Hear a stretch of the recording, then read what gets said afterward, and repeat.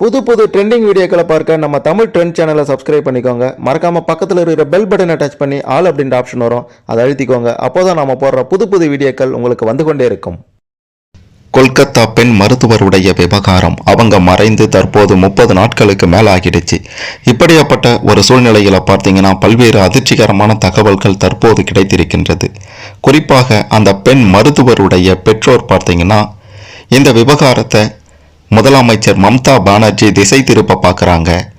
இந்த விவகாரத்தில் நீதி நியாயம் கிடைக்காம இருக்கணும், அரசாங்கத்துக்கு எதிராக யாரும் போராடக்கூடாது அப்படின்றதுல திட்டவட்டமாக இருக்காங்க அப்படின்ற மாதிரி மிக பெரும் அளவிலான ஒரு குற்றச்சாட்டை அந்த மருத்துவருடைய பெற்றோர் வைத்திருக்காங்க. அது மட்டும் இல்லாமல் பல்வேறு அதிர்ச்சியான சம்பவங்களும் நிகழ காத்து கொண்டிருக்கின்றது. குறிப்பாக மம்தா பானர்ஜி அவர்களே பதவி விலகவும் நான் தயாராக இருக்கேன் அப்படின்ற மாதிரி சொல்லியிருக்காங்க. இதனால் மேற்கு வங்க அரசியல் வட்டாரத்தில் பெரும் பரபரப்பு ஏற்படுத்தி இருக்கின்றது.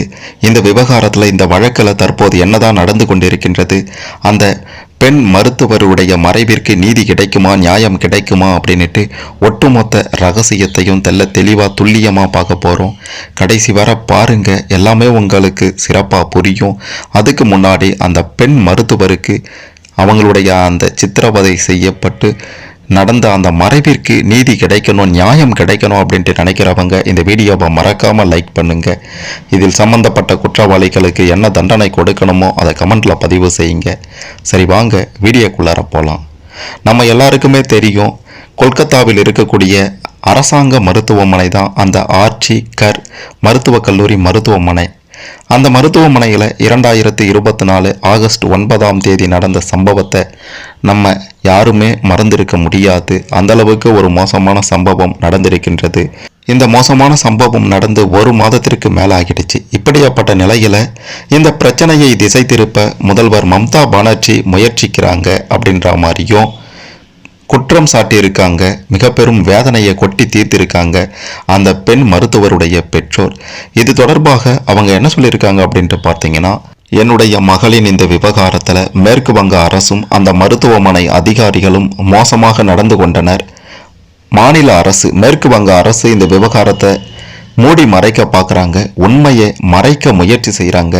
என்னுடைய மகள் மறைந்து 1 மாதத்திற்கு மேலே ஆகிடுச்சு. இந்த சம்பவத்தில் சரியான ஒரு தீர்வு கிடைக்காம மிக பெரும் கவலையில் நாங்கள் இருக்கோம் அப்படின்ற மாதிரி அந்த மருத்துவரின் தந்தை சொல்லியிருக்காரு. மேலும் என்னால் தூங்க கூட முடியலை, பல கேள்விகள் எங்களை தொந்தரவு செய்யுது. அரசாங்கமே இந்த சம்பவத்தை குறைத்து மறைக்க பார்க்குறாங்க.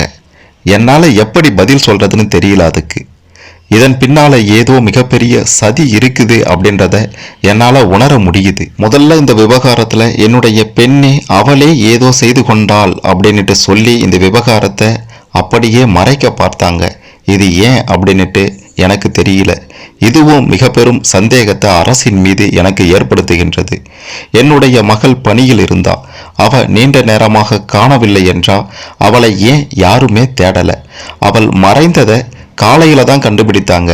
மருத்துவமனையில் அப்படி என்னதான் நடந்தது இது கூட தெரியாதா? ஒரு அரசாங்க மருத்துவமனையில் பலர் வந்து செல்லக்கூடிய ஒரு இடத்துல இப்படி ஒரு சம்பவம் நடந்தது, இது வெளியில தெரியல அப்படின்றது என்னால் ஏற்றுக்கொள்ள முடியாது. மிக முக்கியமாக இந்த மேற்கு வங்க அரசாங்கம் துர்கா பூஜை விழாக்களில் கவனம் செலுத்த முயற்சிப்பதாகவும், பண்டிகை மூலமாக அரசாங்கம் கவனத்தை திசை திருப்ப முயற்சிப்பதாகவும் குற்றம் சாட்டியிருக்கிறாரு. முதல்வர் இப்போது அனைவரையும் பண்டிகைகளுக்கு திரும்புமாறு வலியுறுத்தி இருக்காங்க. இந்த வழக்கில் இருந்து அனைவரையும் திசை திருப்ப முயற்சிக்கிறாங்க.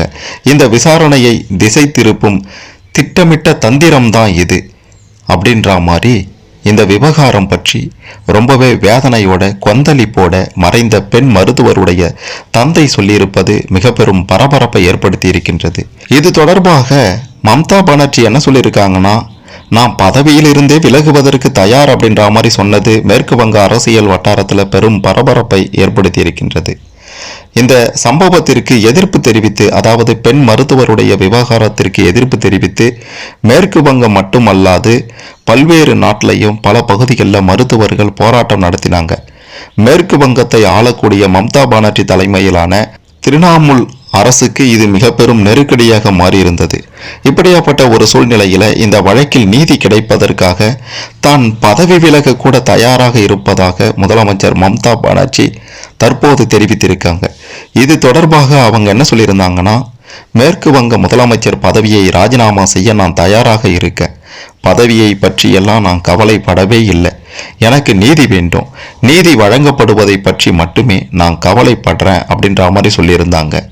இந்த வழக்கத்தில் தொடக்கத்தில் இருந்தே பார்த்தீங்கன்னா, சம்பவம் நடந்த அந்த கல்லூரியின் முதல்வராக இருந்த சந்தீப் கோஷின் மீது சந்தேக கண்கள் அப்போதிலிருந்தே பாய்ந்து வருகின்றது. இந்த சம்பவம் பெரிய பிரச்சனையாக வெடித்த உடனேயே தன்னுடைய கல்லூரி பதவியை அந்த முதல்வர் ராஜினாமா செய்தார். சம்பவம் நடந்த உடனேயே காவல் நிலையத்தில் புகார் அளிக்காம தாமதம் செய்தது. அது மட்டுமல்லாம அந்த பெண்ணினுடைய பெற்றோர்களிடம் தவறான தகவல்களை கொடுத்தது அப்படின்ட்டு சந்தீப் கோஷ் மீது ஏகப்பட்ட புகார்கள் இருக்கின்றது. அது சரி, இந்த விவகாரத்தில் யாருக்குமே தெரியாத இன்னொரு விஷயமும் அடங்கி இருக்கின்றது. அது என்ன அப்படின்ட்டு பார்த்தீங்கன்னா, இந்த மம்தா பானர்ஜிக்கு ரொம்பவே நெருக்கமானவராக இருக்கக்கூடியவர் தான் இந்த சந்தீப் கோஷ் அப்படின்றது இதுவரைக்கும் எந்த பத்திரிகைகள்லையும் வெளியாகாத செய்தி. இந்த சந்தீப் கோஷ் வழக்கு தொடர்பாக சிபிஐ அதிகாரிகள் கேட்ட கேள்விக்கு திருப்திகரமான பதிலை அளிக்கலை அப்படின்ற மாதிரியும் சொல்லப்படுகின்றது. கல்லூரி முதல்வராக இருந்தபோது ஆர்ஜிகர் மருத்துவக் கல்லூரி அரசு மருத்துவமனையில் சந்தீப் கோஷ் நிதி முறைகேட்டில் ஈடுபட்டதாக அவர் தற்போது கைது செய்யப்பட்டிருக்கிறார். அப்போ கூட பார்த்தீங்கன்னா, இந்த விவகாரத்தில் பல்வேறு அதிர வைக்கும் சம்பவங்கள் நடந்திருக்கு அப்படின்றத உங்களுக்கு இங்கே தெரியப்படுத்தணும்.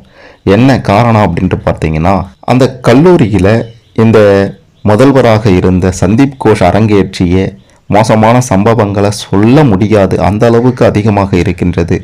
அனாதை சடலங்கள் விற்றது. இன்னொரு பக்கம் பார்த்தீங்கன்னா, அந்த அரசாங்க மருத்துவமனையில் இருந்த மருந்துகளை வெளியில் விற்றது, நிதி முறைகேடுகள், ஊழல் முறைகேடுகள் அப்படின்ட்டு பல விஷயங்களை இந்த சந்தீப் கோஷ் அரங்கேற்றி இருக்காரு. ஆனால் இந்த பெண்ணுக்கு இவருடைய அனைத்து விஷயங்களும் ஊழல் விவகாரங்களில் இருந்து மருந்து விற்றது, முறைகேடுகளில் ஈடுபட்டதுன்னு பல விஷயங்களும் தெரிந்ததால தான் இந்த பெண்ணுக்கு அந்த சந்தீப் கோஷால் இப்படி ஒரு சம்பவம் நடந்தது அப்படின்ட்டு சக மருத்துவர்கள் தற்போது இந்த தகவலை வெளியிட்டிருக்காங்க. இப்படியாப்பட்ட ஒரு சூழ்நிலையில் இந்த விவகாரம் தொடர்பாக கைது செய்யப்படாமல் நிதி முறைகேடு, ஊழல் முறைகேடு அப்படின்ட்டு காவல்துறை அவரை கைது செய்திருப்பது இந்த வழக்கில் இருந்து அந்த சந்தீப் கோஷை காப்பாற்றுவதற்காக நடத்தப்படும் நாடகம்தான். இன்னொரு பக்கம் பார்த்தீங்கன்னா, இந்த சந்தீப் கோஷ் மேற்கு வங்க முதல்வர் மம்தா பானர்ஜிக்கு ரொம்ப நெருக்கமானவர் அப்படின்றதும் குறிப்பிட வேண்டிய விஷயம். அதனால தான் இந்த சந்தீப் கோஷை காப்பாற்றுவதற்காக ஆரம்பத்தில் இருந்தே பார்த்தீங்கன்னா, இவரை காப்பாற்றக்கூடிய நடவடிக்கைகளில் தான் காவல்துறையினர் ஈடுபட்டு கொண்டிருக்காங்க. அதனால் இந்த வழக்கு சிபிஐக்கு மாற்றப்பட்டது. இருந்தாலுமே சிபிஐ அதிகாரிகளுமே பார்த்தீங்கன்னா, இந்த சந்தீப் கோஷுக்கு ஆதரவாக செயல்படுகிறார்கள் அப்படின்ற ஒரு குற்றச்சாட்டும் தற்போது வெளிவந்தபடி இருக்கின்றது. இந்த சஞ்சய் ராய் ஒரு பகடைக்காயாக பயன்படுத்தப்பட்டிருக்கிறார் இந்த சந்தீப் கோஷின் மூலமாக அப்படின்றதையும் சொல்லியே ஆக வேண்டும். ஏதேனும் உதவி செய்வதற்கு அல்லது கண்காணிப்பு பணிக்காக வரக்கூடிய இந்த சஞ்சய் ராயை கணக்கச்சிதமாக பயன்படுத்தி சந்தீப் கோஷ் பார்த்தீங்கன்னா இந்த மாதிரியான சம்பவங்களை அரங்கேற்றி இருக்கிறான் அப்படின்றதும் தெளிவாக விளங்குகின்றது. இது அனைத்தையுமே பார்த்தீங்கன்னா, மறைந்த அந்த பெண் மருத்துவருடைய நண்பர்களும் அந்த மருத்துவமனையில் இந்த சந்தீப் கோஷின் உண்மை முகத்தையும் இந்த மோசமான செயல்களையும் கண்ட மருத்துவர்களுமே இந்த ரகசிய தகவல்களை வெளியிட்டிருக்காங்க. குறிப்பாக மம்தா பானர்ஜி அவர்களுமே பார்த்தீங்கன்னா, இந்த விவகாரத்தில் பெருசாக அக்கறை காட்டாதது போல் தான் இருக்காங்க அப்படின்றது அவங்களுடைய செயல்பாடுகளின் மூலமே தெரிய வருகின்றது. இந்த சந்தீப் கோஷ் மீது பெருசாக எந்தவித ஒரு நடவடிக்கையுமே இன்னும் எடுக்கலை.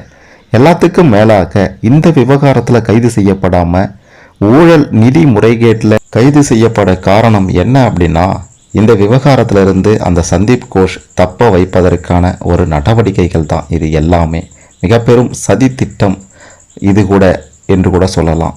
இப்படியாப்பட்ட ஒரு சூழ்நிலையில் பார்த்தீங்கன்னா, அந்த சஞ்சய் ராய் மட்டும்தான் இந்த சம்பவத்தை அரங்கேற்றி இருக்கான் அப்படின்ட்டு சிபிஐ அதிகாரிகள் சொல்லியிருக்காங்க. அதாவது டிஎன்ஏ டெஸ்ட்டு, தடயவியல் சோதனை அப்படின்ட்டு பல விஷயங்களை நடத்தி பார்த்ததில் வேறு யாரும் அங்கே செல்லலை, இந்த சஞ்சய் ராய் தான் குற்றவாளி அப்படின்ற மாதிரி சொல்லியிருக்காங்க.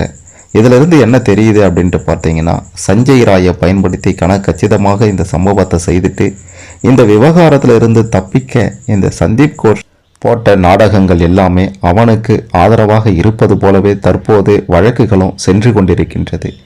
இந்த விவகாரம் தொடர்பாக மருத்துவர்கள் இன்னமும் போராடிட்டு கொண்டிருக்காங்க. உச்சநீதிமன்றம், உயர்நீதிமன்றம் அப்படின்ட்டு பல வகைகள்லையும் அவங்களுக்கு அழுத்தம் கொடுக்கப்பட்டு வருகின்றது. பணிக்கு திரும்புங்க அப்படின்ற மாதிரி சொல்லிட்டு இருக்காங்க. ஆனாலும் விடாமல் நாங்கள் ஒரு நீதி நியாயம் கிடைக்காம போக மாட்டோம் அப்படின்ற மாதிரி சொல்லிட்டு போராட்டங்களை தொடர்ந்து நடத்தி கொண்டிருக்காங்க.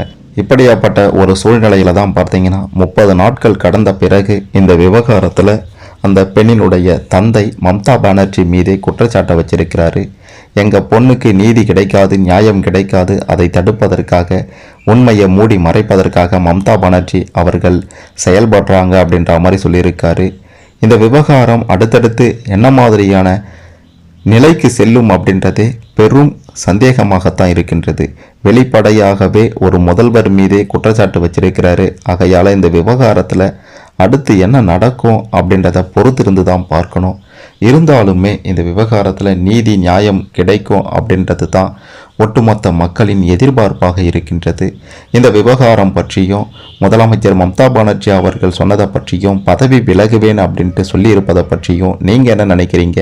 பதவி விலகுனா நல்லா இருக்கும், எங்கே விலக சொல்லுங்க பார்க்கலாம், சும்மா பேச்சுக்கு சொல்கிறாங்க அப்படின்ற மாதிரி சிலர் தங்களுடைய கருத்துக்களை சொல்லிட்டு இருக்காங்க. உங்களுடைய கருத்துக்கள் என்ன? நீங்கள் என்ன நினைக்கிறீங்க இந்த விவகாரம் பற்றி? மறக்காமல் கமெண்ட்டில் பதிவு செய்யுங்க. மறக்காமல் இந்த வீடியோவை லைக் பண்ணுங்கள், ஷேர் பண்ணுங்கள். இந்த விவகாரத்தில் தற்போது என்ன நடந்து கொண்டிருக்கின்றது, உண்மையை மூடி மறைக்க என்னவெல்லாம் சதி நடக்குது அப்படின்ற மாதிரியான பல விஷயங்களை பற்றியும் பலரும் தெரிந்து கொள்ள இந்த பதிவு நிச்சயம் உதவும்.